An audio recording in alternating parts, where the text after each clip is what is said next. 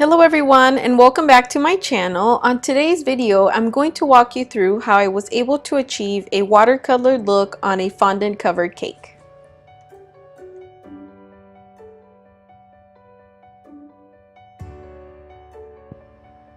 Here are the things that we will need. You can use commercial edible paint,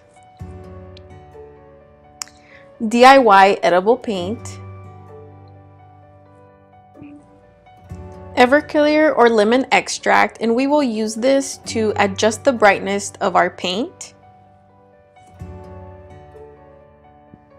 In this case, I'm also using a dropper so that I can be able to extract my DIY paint from those funky little jars that I decided to put the paint in. We will also need an assortment of brushes, and for this case, you don't have to be too specific about the brand that you buy, but I will list on the side or below a list of the ones that I think are the most important. A palette or disposable plate so that we can mix our colors, napkins, and white food coloring. Having an inspiration photo is not necessary, but it certainly helps to keep you on track of the design that you want. To begin, we will choose the flower that we want to start with, and we will also prepare our palette with the colors needed.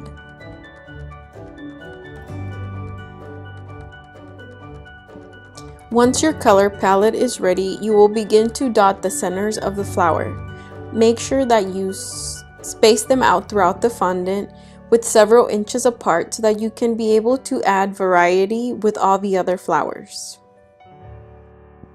When adding the petals, make sure that you use the lightest pink possible so that in case you're not happy with the placement of a petal, you can easily write over it. In case you do drop any paint onto your fondant, you can easily dab it off with a paper towel.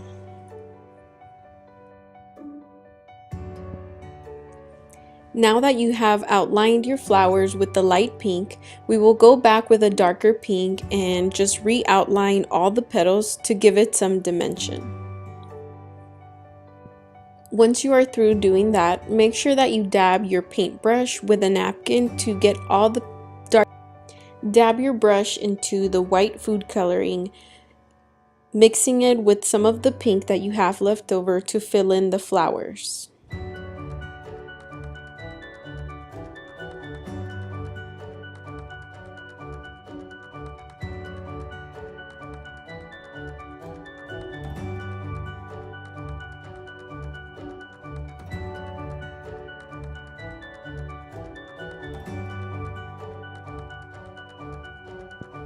Keep in mind that the look that we are creating is more of a fantasy flower look, so don't stress too much about the actual anatomy of the flower.